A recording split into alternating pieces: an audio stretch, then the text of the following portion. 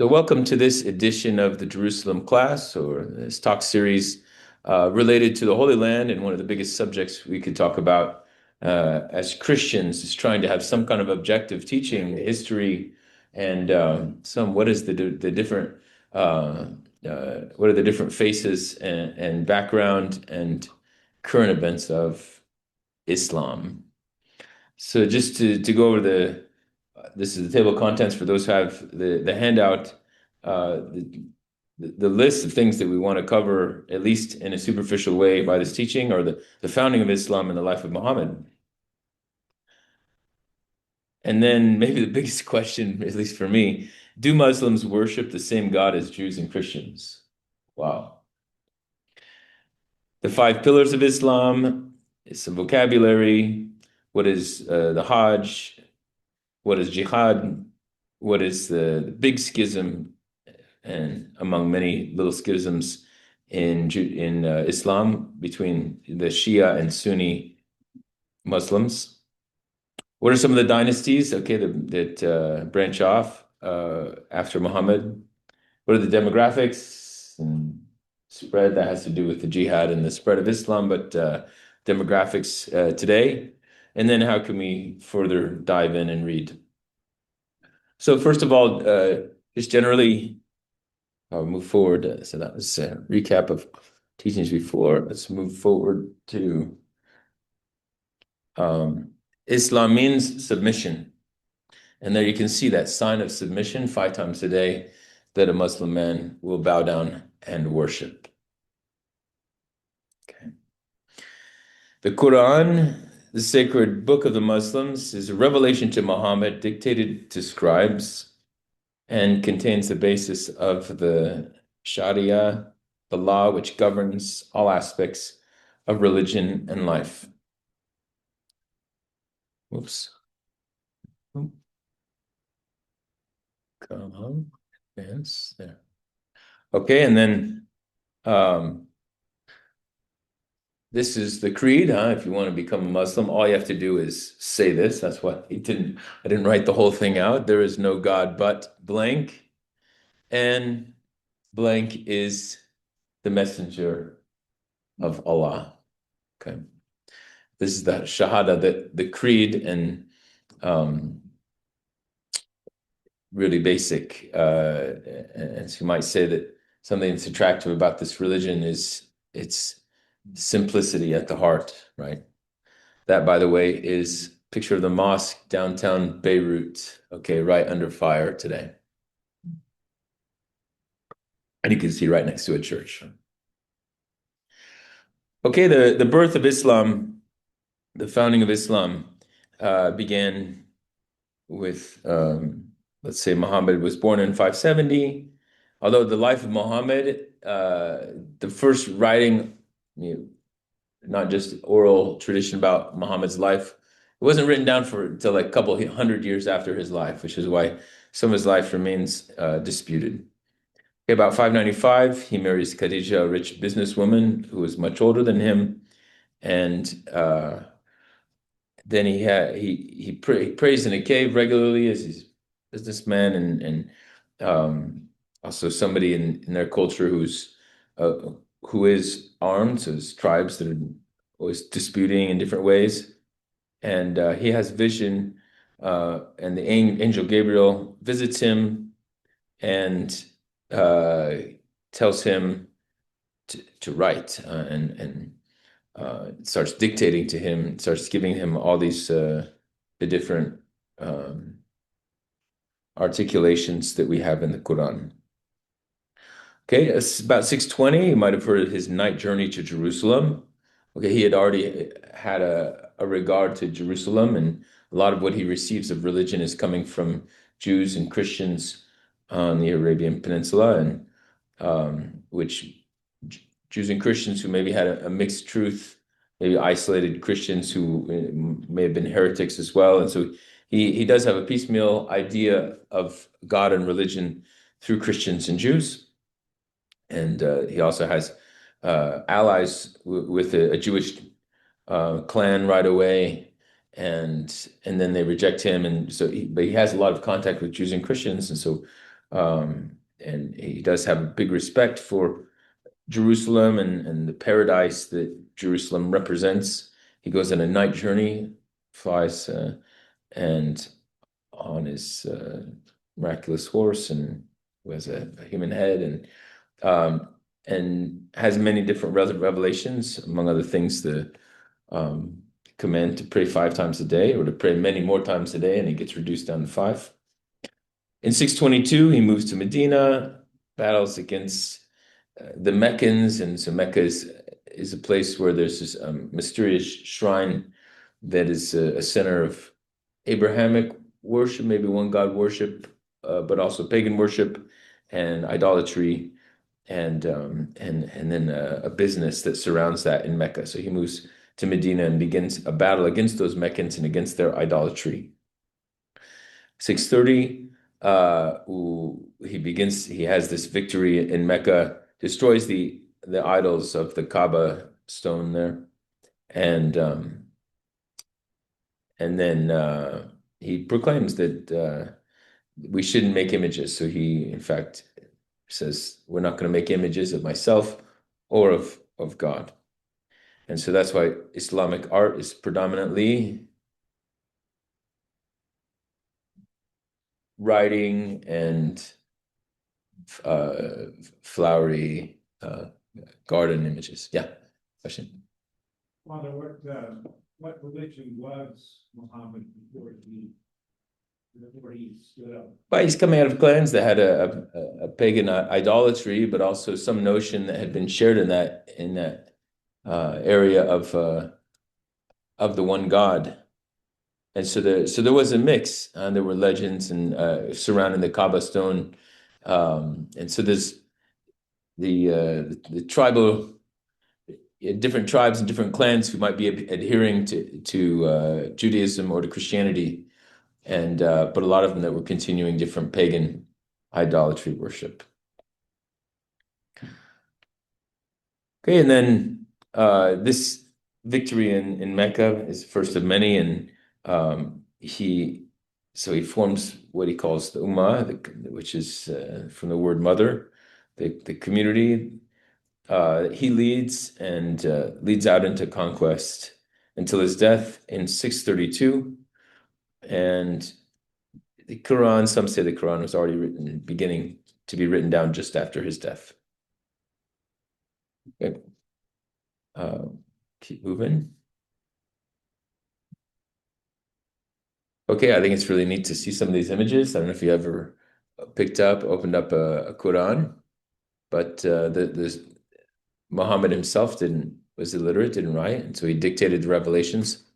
And the revelations are in these, what they call surat, these little sections that don't have a whole lot of systematic order to them.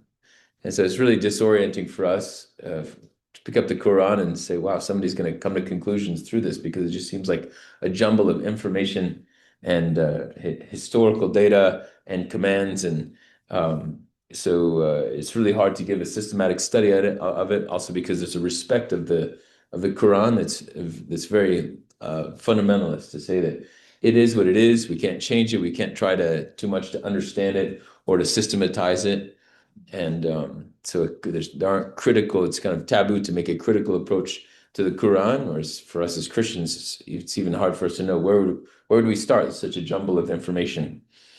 And so I'm going to dive right into the biggest question for me.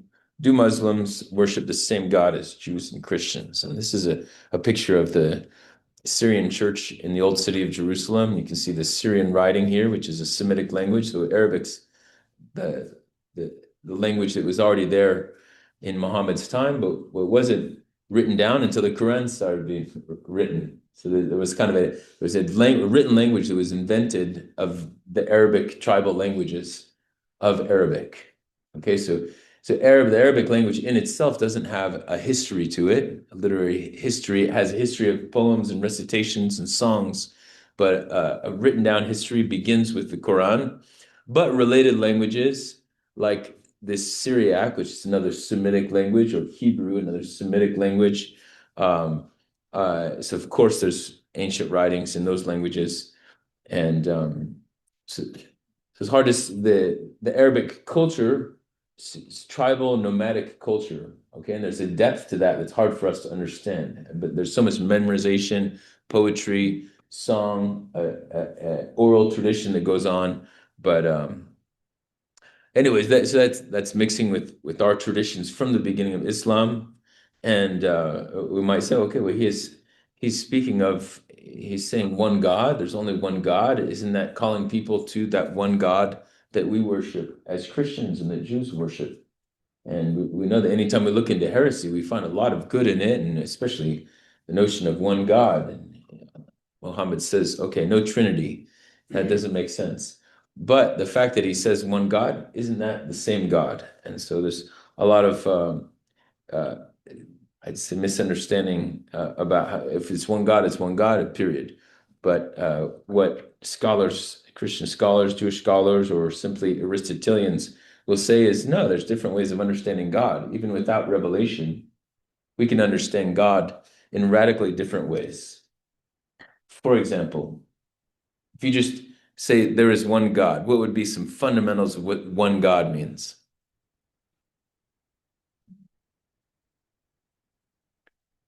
Eternal.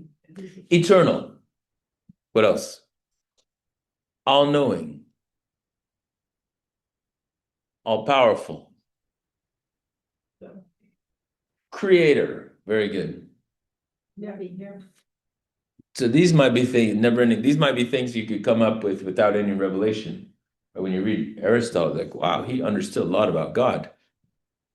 And Aristotle says that there are five transcendentals we can say that will identify with God too, that he is one, that he is good, that he is true, that he is beautiful.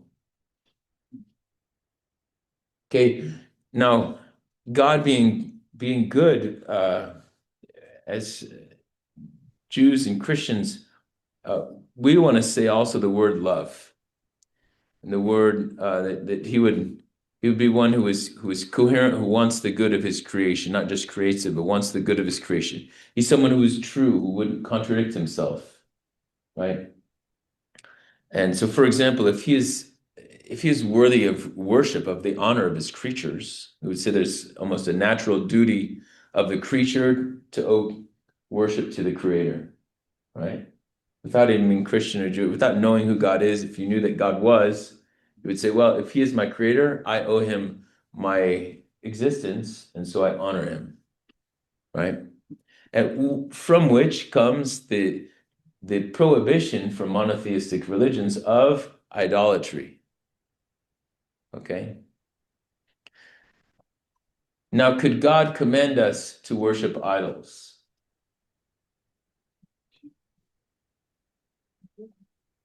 Okay, so there are certain Muslim scholars that would say, well, sure, he can command anything he wants. God is all powerful, and we can't understand God's will. Okay, whereas a lot of scholars would say, well, if that's the case, how could that be a God who is true and who is loving, right? And how could God command violence upon his creatures, right? So there are subtleties to this that I think as Christians we ask these questions as in the context of like the problem of evil. Why is evil in the world? Why is there suffering? Okay, but to approach these as would God command violence? Could God command the direct violence upon the innocent? This is something that for a Muslim he would say we owe obedience. We shouldn't question God. God isn't calling us to understanding. He's calling us to, what does Islam mean? Submission. Okay, so there's a fundamental difference in the nature of God that some Christian or Jewish or just Aristotelian scholars will say. And they say, I don't agree with that, their idea of God, and therefore it's not quite the same God they're worshiping. Therefore, perhaps we shouldn't permit ourselves to pray or to honor the prayer of Muslims. Okay, these are deep questions about whether it is the same God. And so if you want to look at the sheet, there's a few quotes about this. Okay, This is straight from the Quran. Believe in God and his messengers and do not speak of a trinity, first of all, okay? And then, as I was saying, for Islam, God is almighty. His will may command anything. He transcends our knowledge so much so that we do not know his nature to correspond to our reason and love. We don't know if God's nature is, he's so transcendent that we don't know if his nature corresponds to my intellect. There's a Christian or Aristotelian would say that what is intellect in me is corresponds to the creator. There's something in me that is according to that image of God. My intellect corresponds to God's knowledge, okay, and to his nature, okay. In the Jewish scripture begins, in the beginning, God created. Okay, how does the Gospel of John begin? The beginning was the Word. So here the Christian revelation is affirming that God is Word, that God is perfect knowledge. And when I say word, that corresponds to who God is as perfect word. When I say truth, that corresponds to who God is as truth. Okay, and I wouldn't find those contradictions. Therefore, I can reason about God, and God wants me to reason. Part of my mission, part of what I should be doing to act according to my nature, which is created by God who is good and created in his image. One of the things we're supposed to do is to act according to reason, according to our intellect, and according to the way that intellect speaks to us deep down to how we should act, which we call conscience. Okay? Whereas in Islam, it seems that there often isn't that space for conscience. What your Islamic commander or what your imam says, you obey. You don't question. Jewish and Christian education, hopefully, is telling us to question about everything, reason through it. And John Paul II has an encyclical he wrote called "Truth Cannot Contradict Truth." Okay. He also has another encyclical called "Faith and Reason." Right? Question?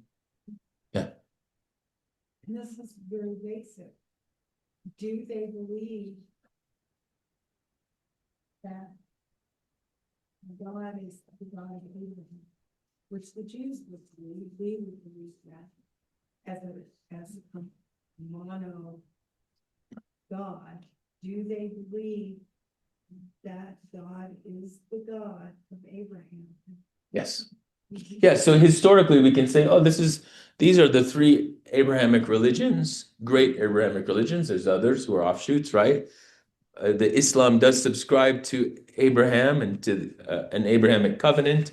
They even, the Sunnis even celebrate the big feast of Ashura, which celebrates the Exodus. Okay, so they are subscribing to a lot of Judeo-Christian history. And they consider, by the way, Jesus a prophet, and they honor the Virgin Mary, right? So, of course, they are saying Abraham is our father as well, but his great covenant and the sacrifice that God commanded and taking his son, who is the favorite son? Ishmael. Okay, so most of what we would say and the Jewish scriptures say about Isaac, they are saying about Ishmael, in fact, okay? And so there's a link that they have with this KAABA stone and the story of Isaac and Ishmael. Okay, I encourage you to read all of this section about the nature of God. It's pretty long. Okay, but I'm just going to read a couple parts of it on page 2. Okay, Aristotle, Judaism, and Christianity understand the nature of God to be eternal and immutable reason and love. We believe that God is reason and love. Man's principles of reason and the law of love and his conscience result from him being created in the image of such a God. And Benedict XVI quotes a polemic between the Byzantine Emperor Manuel II Palaeologus and a Persian sage around the year 1400. He thinks this is really pertinent to this question of nature of God. This Christian emperor says, "Show me just what Muhammad brought that was new, and there will you find things only evil and inhuman, such as his command to spread by the sword the faith he preached. The emperor, after having expressed himself so forcefully, goes on to explain in detail the reasons why spreading the faith through violence is something unreasonable. He says, why would we, if we want somebody to convert and find the truth, why would we force them into it? He's saying it's unreasonable to use violence. He's not saying don't use violence because it's violent. He's saying, why would you, if you really want somebody to truly convert, why would you use violence? Okay. Violence is incompatible with the nature of God and the nature of the soul. God, he says, is not pleased by blood, and not acting reasonably is contrary to God's nature. Faith is born of the soul, not the body. Whoever would lead someone to faith needs the ability to speak well and to reason properly without violence and threats. To convince a reasonable soul, one does not need a strong arm or weapons or any kind, or any other means of threatening a person with death. So Benedict XVI brought this up in his Regensburg address that was horribly controversial because he spoke these words in a way against Islam. And all of not just the Islamic world was mad at him, but the European world. They said, we need to be nice to Islam. Let's not upset them and contradict them. Okay, and Benedict XVI had the courage to say, wait a sec, what's going on here? And we should be able to speak. They speak of their differences very openly. We should speak of our differences as well, right? For Muslim teaching, God is absolutely transcendent. His will is not bound up with any of our categories, even that of rationality. God is beyond. Look out. Ibn Hazm went so far as to state that God is not bound even by his own word and that nothing would oblige him to reveal the truth to us. Whereas we would say, no, God is word. God is God of revelation. His nature moves him to create, moves him to reveal himself, and moves him to love his creatures, right? Okay, and then here are some quotes from this article that you can QR to get the full article. It's a long article that's promoted by the Knights of Columbus, by the way. Muslims worship the Creator, but they misunderstand his nature. Okay, and then there's this. This is the author Stout, who summarizes Benedict XVI, who's quoting his Regensburg address as well. Our understanding of the Creator, even by reason, is one that affirms his utter perfection and rejects everything contrary to this perfection. These perfections include truth and love. Okay. Skipping down, Thomas Aquinas, commenting on John 4. Anyone who believes that God is something that he is not, for example, believes that he's a body or something like that, does not adore God but something else, because he does not know him but something else. So that's leading us to say that, well, if they're not worshiping the true God, then they're worshiping something other than the true God. Okay. Muslims and the pagans accept neither the New nor the Old Testament. And so Aquinas is saying we need to appeal to their reason. We can't just say that scriptures contradict the Quran. We must have recourse to natural reason. Okay, even though Muslims say the religion isn't that reasonable, Muslims are human beings who have reason, and so we should appeal to the reason and have arguments. Okay, and so there's something very impressive about Muslims. When you sit down and talk, they are convinced and they have arguments. But they also have reason, and we should be able to appeal to something beyond those arguments. And I think we're pretty poor at this. Okay, so I encourage you to read the rest of this. And there's also a link to the joint declaration of the Pontifical Council for Interreligious Dialogue. Okay, there's a council, an office. People who are always working on our dialogue with other religions. And by the way, that office doesn't take care of the dialogue with Jews, because we consider that dialogue with Jews is something apart and something that concerns more the office of Christian unity than the office of dialogue with other religions. Interesting. Okay, you can QR to see this, the conclusions they came up with, and I think it's interesting that they presented us to Benedict XVI, and he kind of signed off on it. So there are some things that they say, and that they got these scholars from Tehran to agree with. So in some way you can say, well, hey, there are some Muslims who are subscribing to God being reasonable. So you're welcome to read through these points. Okay, so I think this is sort of the heart of my presentation. I encourage you to read further on, both reading what is typed out here and hitting those QRs if you want to read further. Okay, but there's so many other things we want to talk about and other colors of this religion and people that we want to get into. So just to mention some vocabulary and see some pictures of some of this religion. There are 5 pillars of Islam, And first of all, saying that shahada, that statement of faith, that there is no blank other than Allah, and blank is the messenger of Allah. Okay. Praying 5 times a day. So that's pillar one is the creed. Pillar two, praying 5 times a day. Pillar three, giving alms. Okay. So if you ever meet Muslims, they're really awesome, especially during Ramadan. Like they're generous, hospitable people, and they live this out and sometimes put us to shame in their hospitality and almsgiving. Okay. Well, I remember one time I was sitting outside of the shrine in Hebron, outside of the mosque side, and waiting for my pilgrims to go to the bathroom or something like that before or after we went in, and or we were waiting to visit actually because we had to wait for the Muslims to come out from their prayer. And I was in my habit and I had my backpack and I was just sitting at the bottom of the steps, and a Muslim from behind, a black Muslim, reached out his hand, grabbed mine, and put a US dollar into it because he thought it was a beggar to sit on the stoop. Um, Okay, but it's really inspiring sometimes. The Hajj, so once in their life, they're supposed to go to Mecca. And if you see pictures of the Hajj, it's really, sorry, I mentioned Sharia in the slide. And here's an image of them praying. So really touching too when you're walking around in a Muslim place. In the Holy Land, you'll see bus drivers like finish their route, get off the bus, throw out their carpet on the ground, and do their prayers.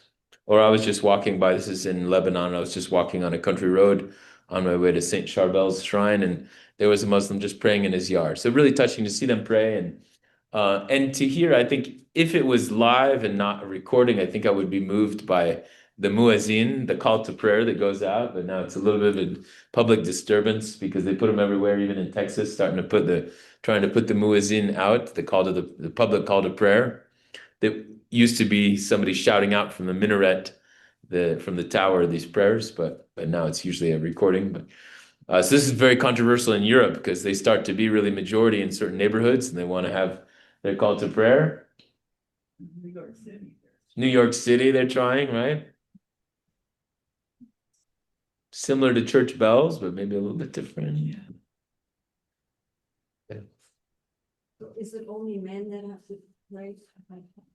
Yeah, women will certainly pray, but men, just like in Judaism, men have an obligation, a daily obligation of a rhythm of prayer that women and children aren't bound to for obvious reasons, right? But certainly you see women pray, and a lot of times in a synagogue and in a mosque, you'll see the women's section off to the side or in back and screened off because we don't like to admit it as Christians, but we are distracted by women during our prayer. But we also have moved forward to say that's not as important, and so we'd rather have mixed seating. But traditionally, these cultures don't have mixed seating. I really love praying in a mosque because it's warm, and I love the architecture, and their architecture comes from Byzantine and Persian Christian architecture, and so I think it's okay for us to love their architecture and ambiance. I love their carpets. I wish we would do carpets and prostrations like they do. The way they prostrate themselves can remind us of how Christians used to prostrate themselves, monks would prostrate themselves. So nothing wrong to be touched by that. If you look at the carpet here, the oops, sorry.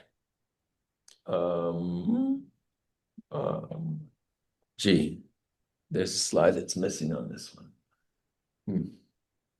As we learned last week, somehow all the slides don't come out through this computer. I don't understand. I'm on the same document. So I have a picture here of what's called at least for those on Zoom, this is called the mihrab, which is the alcove in the back of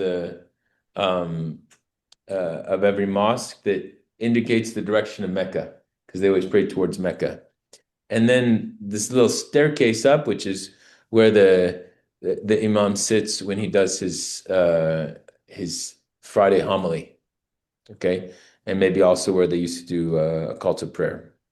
Okay, and then if you can see the little digital clock and listing on the left, those are the different times that they're supposed to pray because the times change each day depending on the sun. So sorry for those from in person. Okay, the Ummah, they have an incredible sense of hospitality and community. Like I said, and that's something that should inspire us too. And they have a principle in their religion that we used to have, which is that God touches all that we are. I think there's a Cartesian split or something in our Western, or just also wanting to have secular societies that are secular so that we're sharing between different religions and sharing with those who don't have religion. Great. But as Christians, I want my faith to touch all that I am and to give color to all that I am. And so there's a way when you see their society, and this is also true of a Jewish family, that the home is blessed in different ways, and there's a way that religion is gathering people and gathering community, and giving a rhythm to the day and to the week, and you see people living that out together in a way that's so inspiring. And speaking of hospitality, this is one of the moments that touched me. I was on that same walk to the shrine of Saint Charbel, which is 25 kilometers from where our house is in Lebanon. And I was getting pretty close, about 5 kilometers away. And so I had stopped. I think I tried to hitchhike a little bit on my way at the beginning, and I had stopped hitchhiking. But this family just pulled over and offered me a ride. I wasn't even hitchhiking. And they said, hop on. And I said, where? What? Honestly, they offered me a ride. But some of their simplicity too, I would say that reflects too, this is a Syrian refugee family living in Lebanon. And to see how the Western culture has made Christians in Arabic countries, from what I've seen in Lebanon and in the Holy Land, Christians see quality of life in material goods, whereas Muslims are really happy with manual jobs and with a much poorer and, let's say, even more dangerous life. They have this peace in their family, in their community. And so I don't know why. I don't think that's distinct of their religion, but I think somehow our Christianity has lost some of that culture that buoys the human person through suffering and through poverty, and that embraces things that are more basic, which is that I have an obligation to work, and so I'll be a mechanic. I don't need to have the highest paying job, that I would rather straddle continents to try to have an online job, so that I can make more money like most Lebanese, or I don't need to have a certain level of education to be someone. They have values that sometimes are more simple and lead to happiness. For me, there's a happiness and a peace that I meet in Muslims that I don't meet in Christians often in the Holy Land. So this is an example that they have these poor beat up motorcycles that they do their grocery shopping and take the kids to school on. Okay, of course, they have a calendar of feasts, which is inspiring as well. Ramadan is fast, and we see them really living, the kids love to fast during Ramadan. Okay, you see this, and then they party at night, right? Eid al-Fitr, which is the end of Ramadan, and then Eid al-Adha, that is Abraham's sacrifice of Ishmael, not of Isaac. It's the same story, but they have Ishmael. Exactly. The Prophet's birthday, and then Ashura, which this is a big difference between Sunnis and Shiites, which is the Sunnis will remember the Exodus story, the Passover, whereas for the Shiites, they'll celebrate the martyrdom of Hussein bin Ali, who is the son of Ali. So Ali, according to the Shiites, was Muhammad's successor, whereas Abu Bakr was, according to the Sunnis, Muhammad's successor. So Hussein bin Ali and his companions were massacred, and a big part of Shiite religion is to have this day of mourning where they have wailers and stuff like that. They all wear black, and they have these theater productions to remember the martyrdom of Hussein and his companions. And then a new Muslim holiday on the calendar, thanks to the Ayatollah, is Yom al-Quds. Quds is like kadosh, like holy. And so al-Quds is the way they refer to Jerusalem, the holy city, al-Quds. And Yom al-Quds, the day of Jerusalem, is the Muslim day of solidarity, where they want to gather all nations in solidarity against Zionism. Oh, great. That was March 13th. It's just a couple days ago. And this photo was from the airport in Amman, capital of Jordan. Yeah. Okay, Hajj, also really important. Hajj just means pilgrimage, walking with your feet, and they go to the Kaaba, which refers to this cube that's built around the black stone, and this mysterious black stone that used to be white, became black. Maybe is it a meteorite? This mysterious stone that they've always worshipped around in Mecca that has both pagan and monotheistic legends surrounding it. And the Hajj is really it's inspiring when you see that people who are rich or poor, whatever color, whatever country they're coming from, they all wear the same towel, the same garment as they're walking into the shrine and walking 7 times around the Kaaba. And they don't worship the Kaaba stone. They really say, no, this is just a place to direct our prayer. And but here you can see that men and women walking in this pilgrimage. It's really touching, right? And really a contrast to most of Christian pilgrimages. And Christians, when you see them on pilgrimage, it's like, okay, I'm fancy restaurants and hotels. And when I get to the place where I'm pilgrimaging to, what do? First, before the gift shop, I take a photo, right? Whereas this sort of pure sanctity, simplicity that surrounds the Kaaba stone, that I think can also be a reminder to us of what pilgrimage means, is to strip myself down and to the solidarity I have with others on pilgrimage, and the fact of walking. They have to walk this last stretch of it. Okay, and the black stone has different origins that I wrote more about on the sheet. I won't go into also some of the further vocabulary I mentioned there, but like you've heard words like halal. What does halal mean? It's kind of like kosher, right? It's their dietary laws, or the word mosque comes from masjid, Eid mean feast, imam. So, the jizya is interesting. As they were conquering, they would give people's 3 options, right? When they conquered a people, they would say convert or pay the jizya, the tax, or die. Okay, let's get to the good stuff. Jihad. Okay, this is my favorite book to learn about jihad, and I ordered these copies in case you want to buy these books afterwards or take them. And I forgot a couple of the books I was gonna, or I didn't forget them. I didn't have time because I went to the hospital. But Sword and the Scimitar, and these are on the end of your sheets as well, so you don't have to write it down.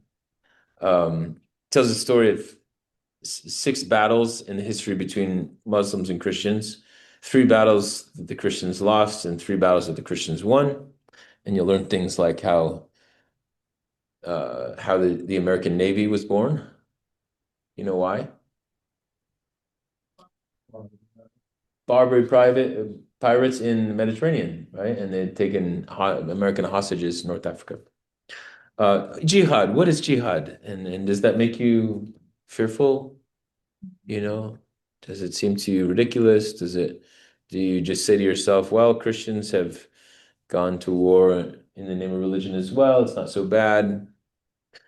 Okay, these are some quotes from Muhammad. Lining up for battle in the path of Allah is worthier than 60 years of worship. Wow. I guarantee the martyr either admission to paradise or return with booty to whence he set out. Okay. Muhammad set out to unite everyone through the submission to the one God and subscription to the Quran, and uniting them by the Arabic language. There's this obligation. The Quran and Muslim worship should be in the Arabic language. And so you've seen maybe movies and stuff where kids are learning the Quran and just learning it in this way of memorization methods where don't worry about what it means, just memorize the text, right? And memorize it in Arabic, even if you have no idea what Arabic means, because you're living in Iran, or you're living in, what's the biggest Muslim population country today? Indonesia, right? Okay. So he founded this super tribe, the Ummah, something that would unite all peoples, and therefore this kind of divine right to go and conquer all peoples and to go past national and linguistic barriers. There's something beautiful about that, right? And something illusory, right? That we're just going to unite all peoples without going through the tough and long process of speaking the truth and looking for conversion of heart and mind, right? So jihad is Muslims. Sorry, I found this quote from Sword and Scimitar. The appeal, this is the second quote on bottom page 4 under jihad. The appeal of Muhammad's message lay in its compatibility with the tribal mores of his society.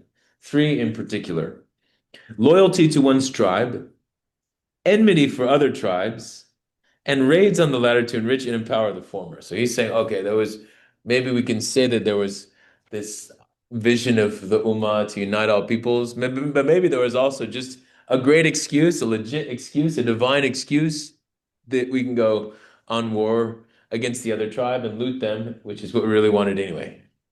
Okay, he's saying that in some ways, however, maybe that wasn't Muhammad's intention. Maybe his intention was really the Ummah, but why did it succeed so well? Because these tribes wanted to make war, and that's something they really loved, was to raid each other, right? So he unites and they raid and swallow up each other and just end up swallowing up almost the whole world. Okay, 629 conquest of Mecca, 636 the massacre of the Yarmouk. Okay, how did they lose this battle? This powerful Byzantine Christian army. How did they lose the battle of the Yarmouk? So Yarmouk is a valley that separates Syria, Jordan, and Israel today, and it's steep slopes. And the Byzantine army, the only way we can imagine them losing this battle is that they were exhausted. Why was the Byzantine army and the Byzantine civilization exhausted? What had been happening for the past century? Persian destruction. They had been fighting the Persian Zoroastrians. Okay, it wasn't that much of a holy war. It was simply Persians who were out conquering everything. And the Byzantine Empire had been trying to defend itself. And so at that time, they had good leadership, but and the leadership, the church leadership in Jerusalem was really holy too. Saint Sophronius that we celebrated on the calendar last week. But the Christians lose this battle, and it's really a massacre, and they fall into this ditch, and that just lets in the tidal wave that doesn't stop. The conquest of Jerusalem, 637, conquest of North Africa. How quickly is that? They conquered all of North Africa. Do you realize how quickly they made it through all of Spain? Do you realize how how far up in France? 2/3 of the way up in France, and finally Charles Martel, okay, who was like grandson, nephew of Charlemagne. Finally, they beat the Muslims back at Tours and began this long Reconquista to push them over the Pyrenees and back into Spain. And yeah, it's hard for us to imagine. And sorry, this slide didn't come out too well, but oh, I think that's on another slide. Let me see. Yeah, sorry. Don't pay attention to the right, but I think that's a slide that I started and didn't finish. So the conquest leads really quickly to a world that has today 2 billion Muslims, okay, over a fourth of humanity, 7 million of them in Israel and Palestine, and so 20% of Israeli citizens are Muslim. Okay, 85% of Palestinians are Muslim, which I think that's exaggerated. I think it's a lot more than that. Exaggerated in the sense that maybe whoever did these figures thought there were more Christians, but I think there's a lot less Christians than that, than 15% of Palestinians.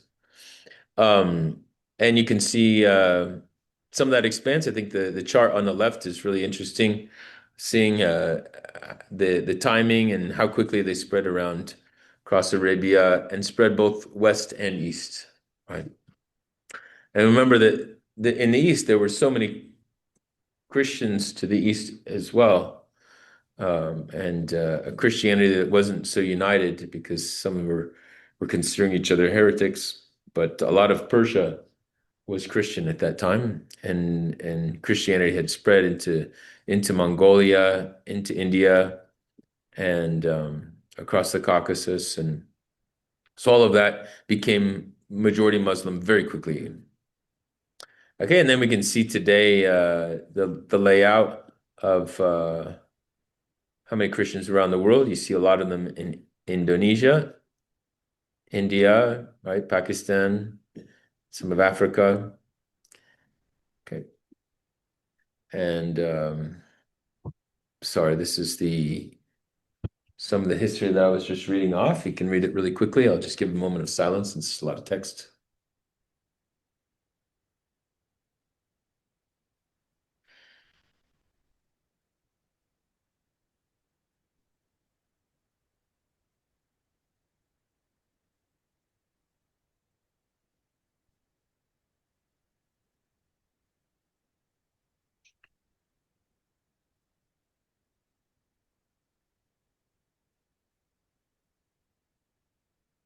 Okay, and I think it's good to revisit some of these battles that you've got several of them in here, both the losses and the wins, decisive battles, according to this author, who is a Middle Eastern Christian, Raymond Ibrahim, that for him, the six most decisive battles, so that includes the Battle of Hattin, where the cross of Jerusalem was lost, and it was that led to this was at the end of the Crusader kingdoms.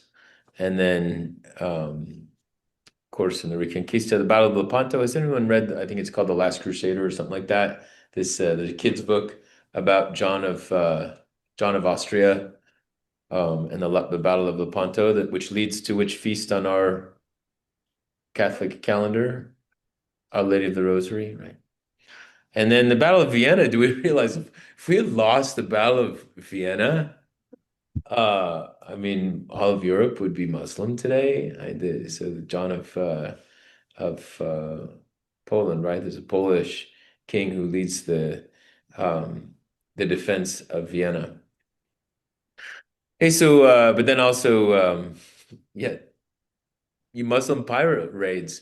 We realize what the Mediterranean was like before Islam. It was a place where there's all kinds of trade, and for centuries in the Greek world, there was a relative safety in the Mediterranean, and this author makes it really clear that for centuries, shipbuilding was really poor and commerce was really poor in the Mediterranean because there were Muslim pirates, and that was jihad. It was a way that the Muslims were able to have jihad was through piracy in the Mediterranean. This is what pushed Christian kingdoms to do what? To go explore around Africa in the other direction, because they had heard, well, there's Christians way off somewhere, maybe Ethiopians. How can we get to them without crossing the Mediterranean? Because we can't go past these pirates in these port cities. Let's just go around the Horn of Africa. And then America gets discovered on the way, right? So yeah, they were after spices, but a lot of the Christians were also after just other Christian lands or other lands that hadn't been Islamicized. The Moors. Moors that was an early term, and I think even in the conquest of the Holy Land at the beginning in the 7th century, when they were called Moors, and I can't remember the origin of the name, but already in that time so that was maybe some kind of reference to those coming from the Arabian Peninsula, but I think already at the beginning they're calling Muslims Moors.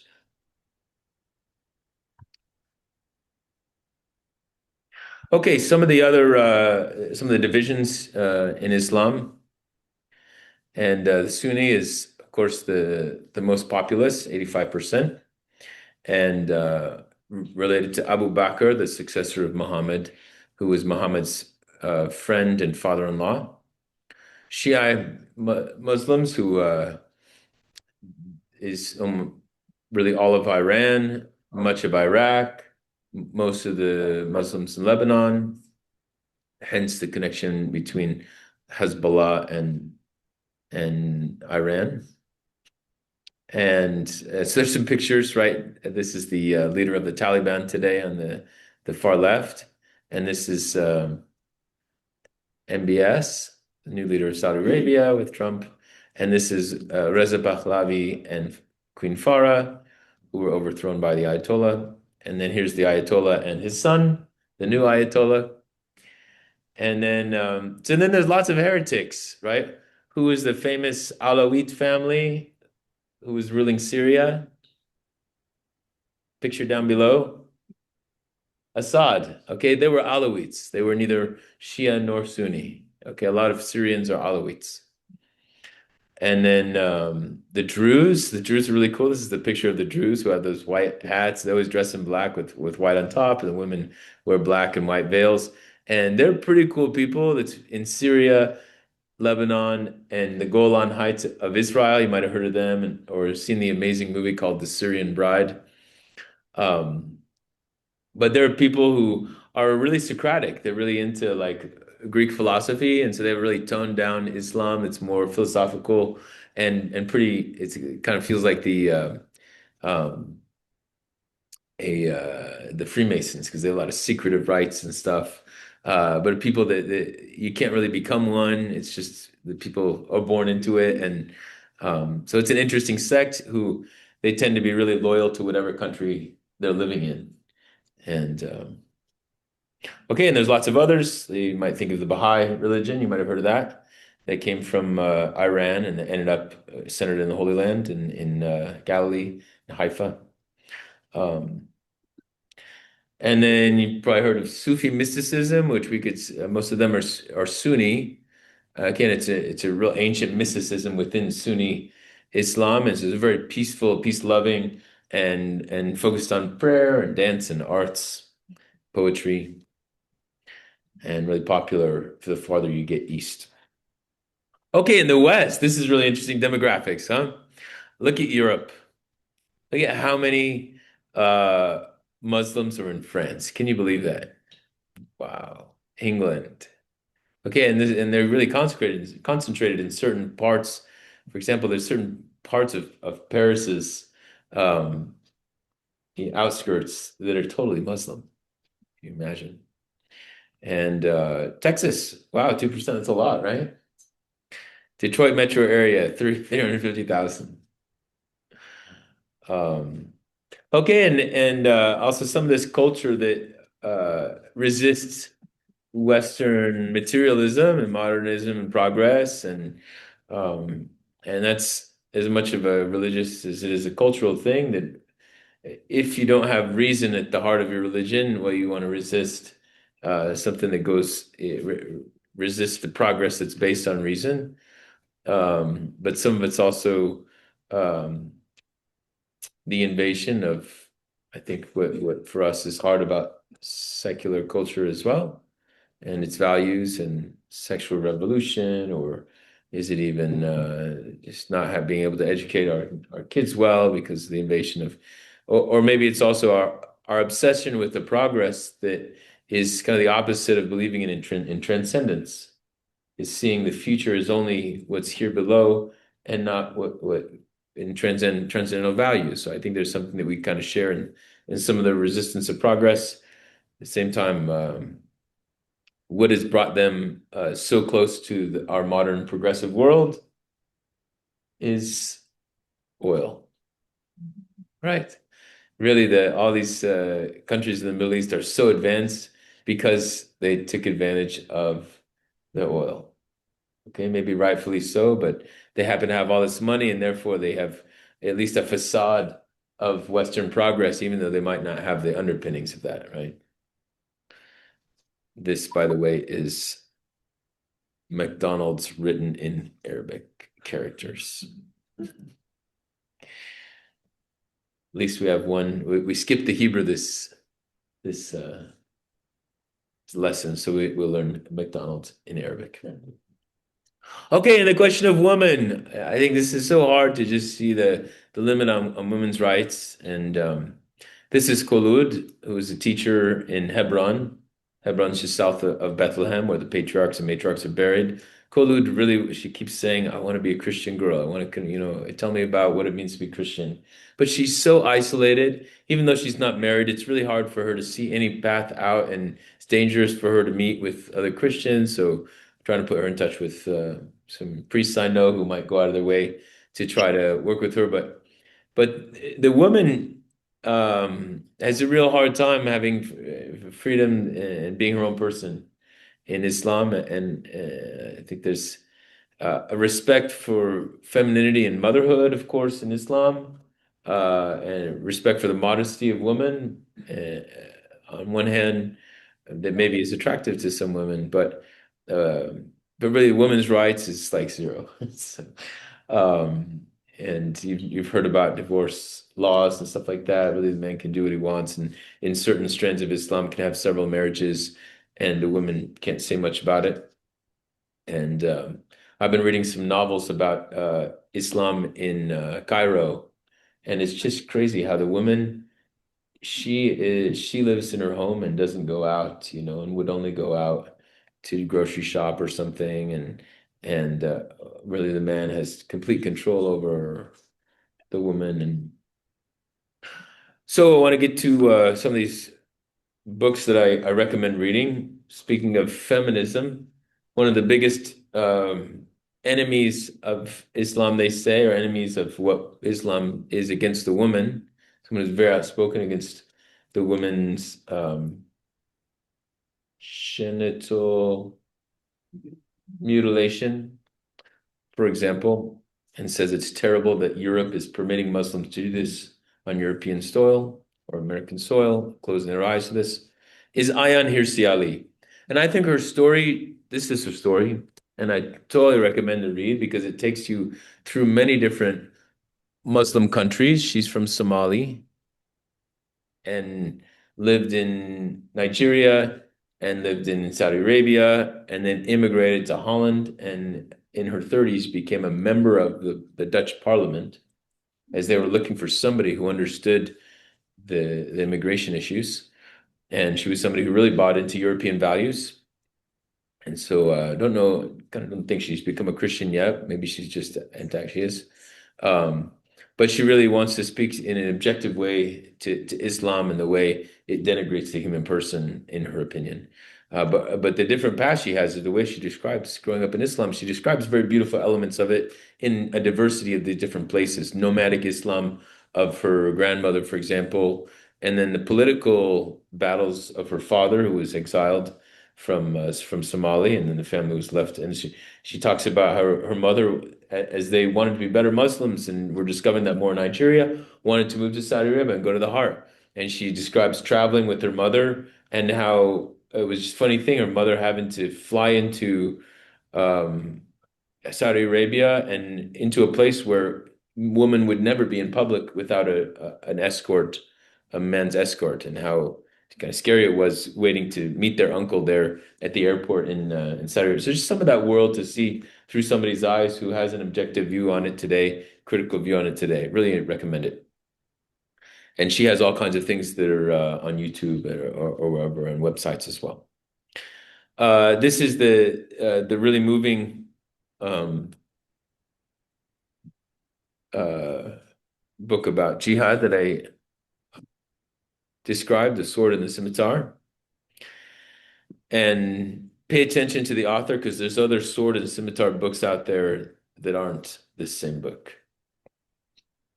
Heart of Islam is written by a graduate of Harvard. It's a really beautiful description, really appealing description of Islam.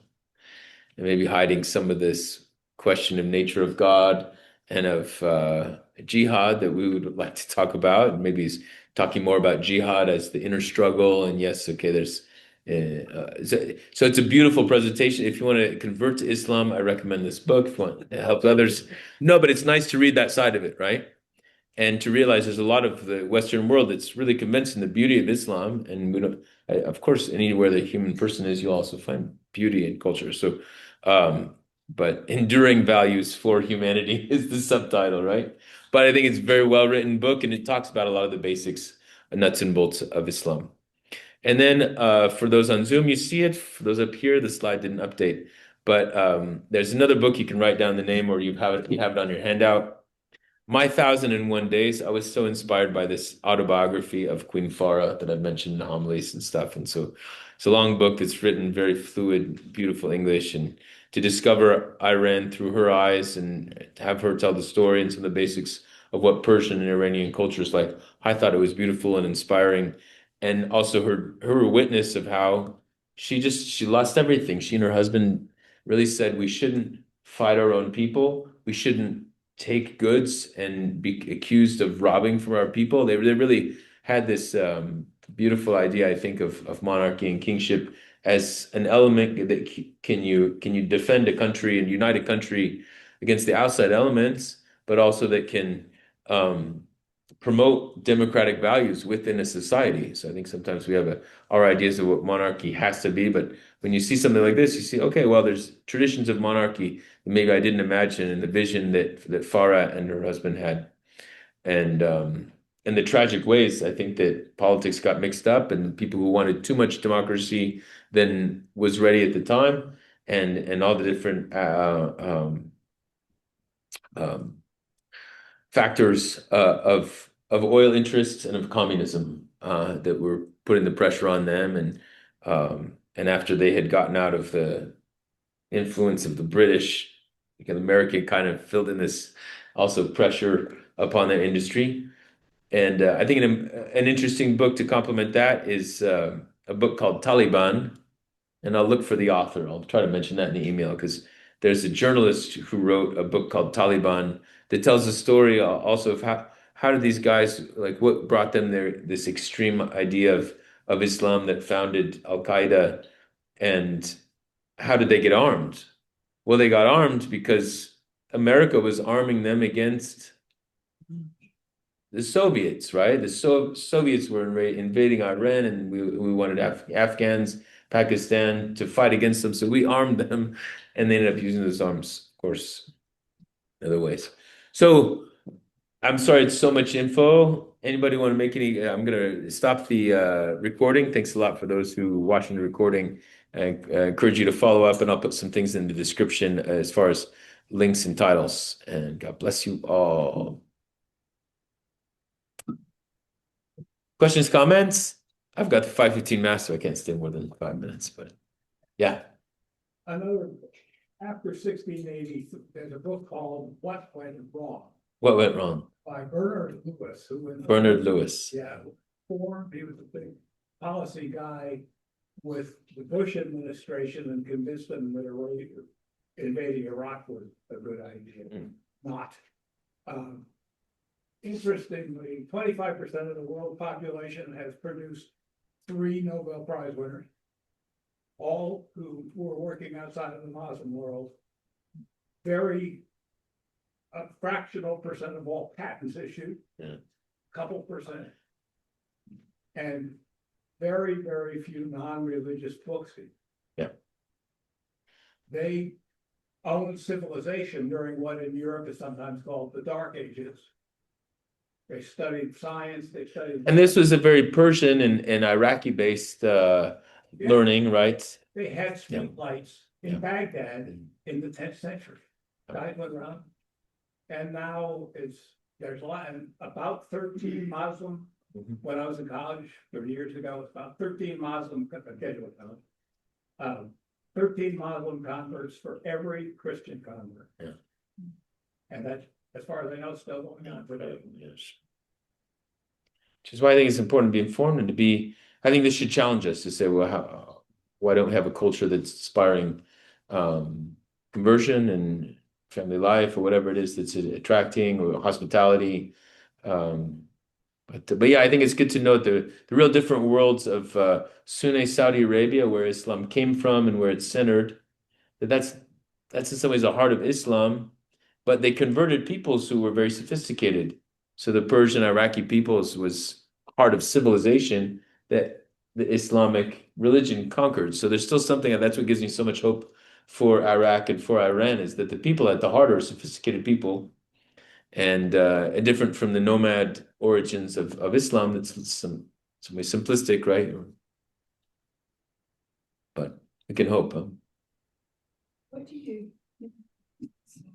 factor? What do you think makes it so attractive?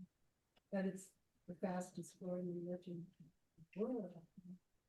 Yeah, well, I think we haven't had, we are a religion that has had missionary expansion times, and what was different in those times? I think that why are Christians afraid? Why have cultures of fear? Do Christians really believe in eternal life anymore? And then do we know what it's like to really walk with Jesus and become a disciple? Do we really believe in the Trinity? Are we basically monotheists who have a name of Christian and Trinitarian? Do we really believe? I think there's something very challenging, very deep about Trinity that isn't very simple to accept. To accept one God, great. To accept that there's a Trinity, wow, there's something really deep there. To accept that Christ was truly God, truly man, those are dogmas that are hard to accept.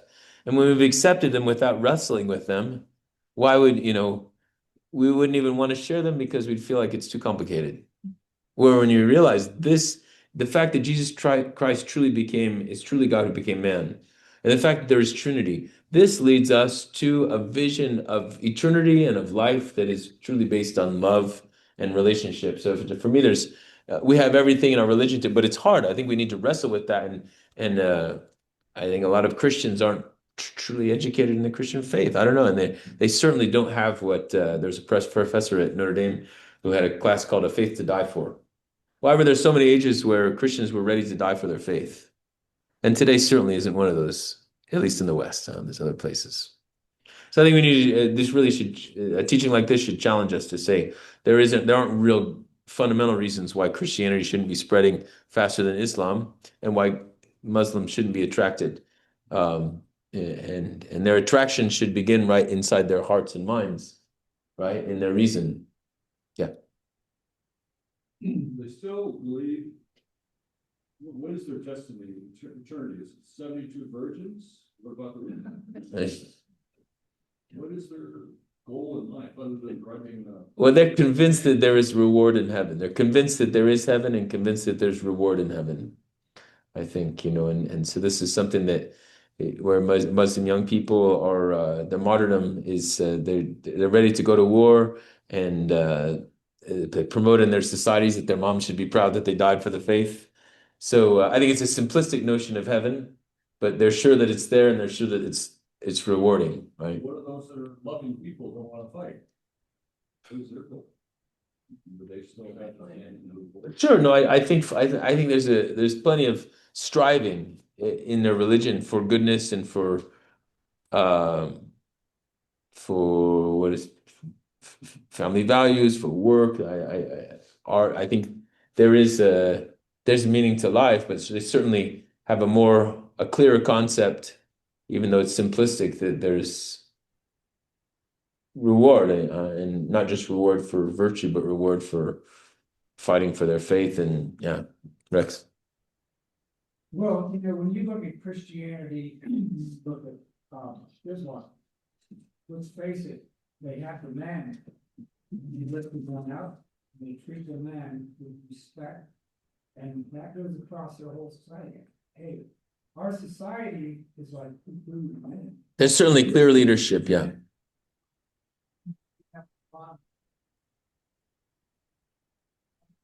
But there is one thing we have to, really realize, I think as a society, is that, what comes within Islam is Sharia, and it's a reality when they come in and take an area, it's normal.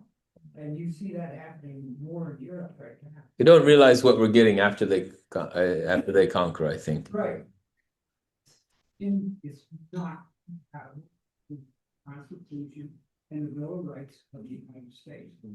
As a people, we take the host. I think what I hear Shirley, what she says, immigrants need to have assimilation, integration. I think we need to ask that question as Americans. What does that mean? What are some fundamentals that any American needs to understand, and how will these rub with or should rub if they're not rubbing? I need to conclude there because I need to get to mass. But the Lord be with you. Barakum Allah al-Karu kul shel abul ibn ruchu kudus alilahil wahid. Amen. Those who are here, the first ones, if you could help the room